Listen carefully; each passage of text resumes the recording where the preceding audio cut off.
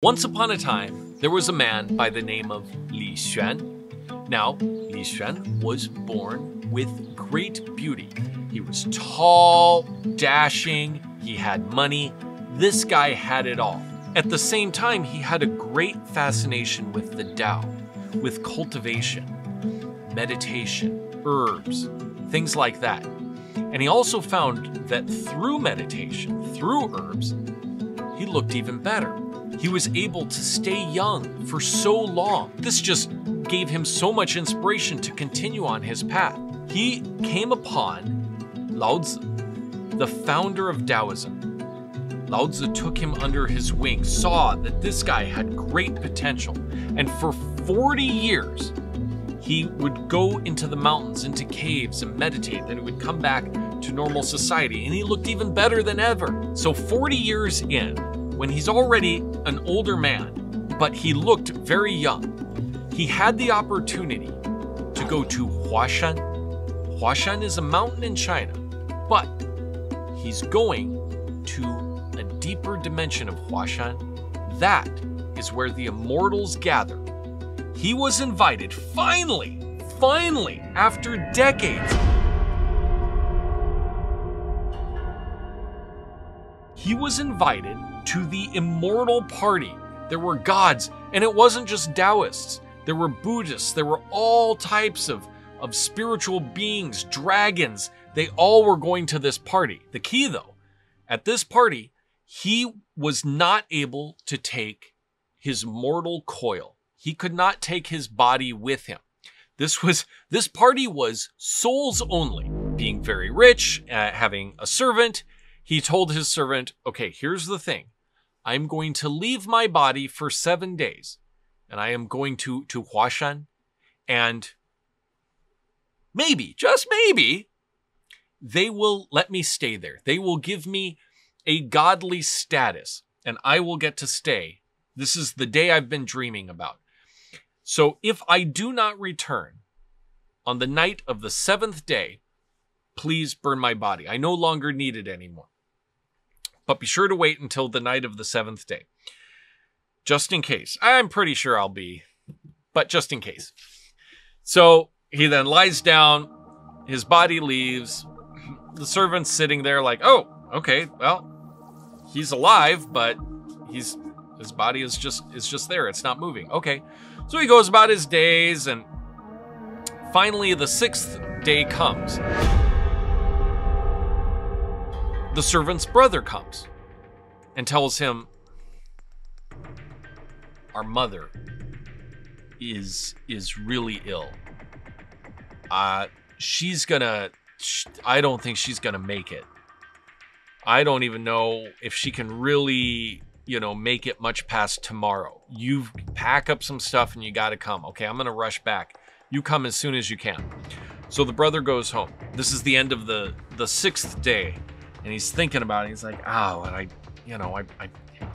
it's the 7th day. I got to wait until the 7th day. So that's it. So he goes to bed. But all night, he's just thinking about it, thinking about his mom. He doesn't want to never see his mom again. He wants this one last chance to see his mother. And he's thinking about it. And he wakes up. He goes over and he looks at the body of Li Xuan. He looks at the body and he's, I don't think this guy is coming back. He's like, I know he said the night, but it is the 7th day. I'm pretty sure. I mean, he's a good guy. I'm pretty sure he made it into heaven. So, you know what? That's it. I'm going to leave. And so he drags the body out into the backyard. He had prepared this giant pile of wood. He put the body on the wood. He lit it on fire. Burnt everything. Totally gone. You couldn't see anything anymore. Okay. And then he packs his bag and he goes off to see his mother one last time.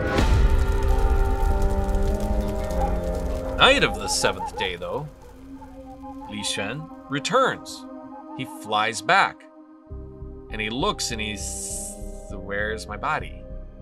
He's flying around as a soul, as a spirit, and he doesn't see his body where he left it. And he thought, that's weird. I mean, it's the afternoon. It's not night yet. You shouldn't have burned my body. He goes and he sees in the backyard this giant pile of ash. And he goes, oh, that's it. Ah, my body. Well, what do I do now? And at that point, he starts to feel the pull. He feels the pull to reincarnation. He feels that his soul is already being pulled in that direction. He's resisting, but he can only resist for so long. The only way for him to stay is through a body. But not just any body, it has to be a human body. Because only humans are able to cultivate. Well, where am I going to get a body? His only chance would be somebody who just died, who recently died, a fresh corpse, and maybe he could jump into that corpse and bring it back to life. So he flies around town, he's looking around town, and he sees the body of a beggar. This guy who he frequently would pass, always looked down on this beggar. He saw him lying there and could tell, being a soul, he could see there was no soul in that body. That beggar had just passed away. And he looked at it, it's like, oh, that guy can't, he's a cripple, he's ugly. I mean, ugly, right? Like, whatever you are thinking, like, much uglier than that. This guy looked bad. And he had always been so proud of his body. And everyone had always praised him. And they always mocked that beggar. And now, it's looking like he has to take the body of the beggar.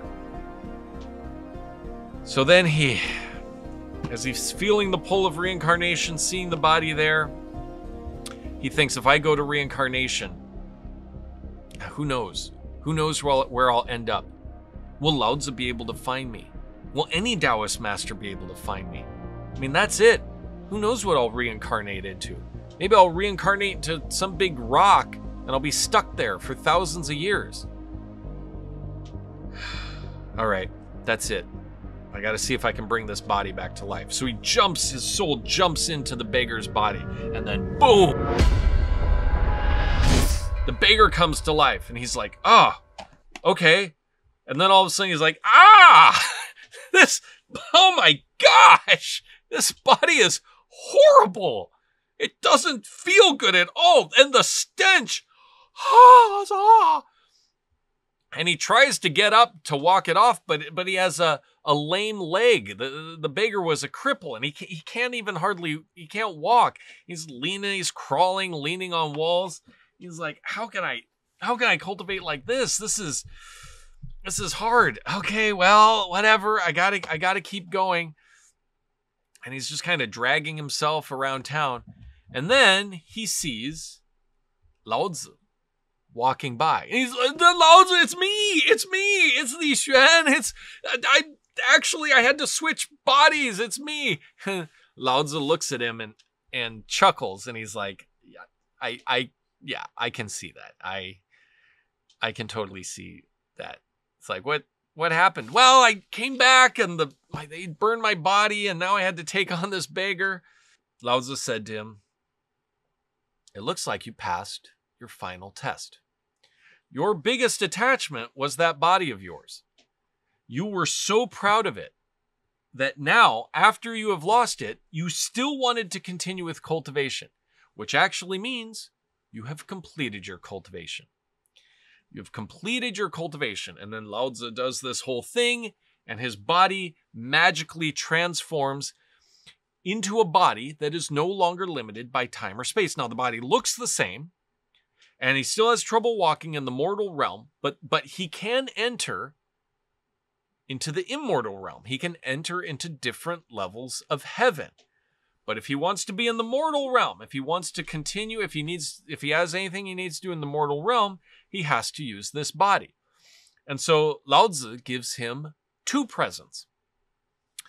The first one is an iron crutch. Now, this is so that he can walk easier in the human realm, of course, because he is a cripple. And so at that point, Li Xuan changed his name. So he kept Li, his surname, his family name, and he changed it to Li Tieguai. tie means metal or iron, and that represents the crutch, and guǎi means a cripple. And so he, at this point, has fully accepted, fully embraced the fact that he is in a beggar's body, in a crippled body, and that he needs this crutch to walk in the human world. The second gift that Lao Zi gave him was a gourd, but not just any gourd. It was a magical gourd. And Lao Zi told Li Tieguai, this gourd has infinite herbs and medicines and potions that you can take out of. And you can create all types of medicinal formulas to treat all types of diseases for people. And anyone that you encounter, anytime that you need it, it's there for you. Goes, oh, that's great. And Lao Zi said, but also, I put a little extra reward in this for you. He said, I already taught you how to make your body very small if you need to. He says, yes, I know that. I have that ability. He said, actually, inside the gourd, deep in the gourd, is this small paradise. It's like a microcosm. And if you make yourself, say you're walking around in the human world and you kind of get bored and you or it gets to be a little too much, since you have already attained immortality, instead of having to fly all the way back and go up to heaven, you can now go into this paradise in your gourd. That is where you can go. So every so often, Li Tieguai, when he's feeling a little down or a little difficult, he will become very small, go into the paradise in this gourd. All right, that is it for Li Tieguai. He was the first of the 8 Immortals. You can check out some of the other stories we have on the channel of the other 8 Immortals. Don't forget to like and subscribe. Click the buttons up here. All right, see you next week. 再见.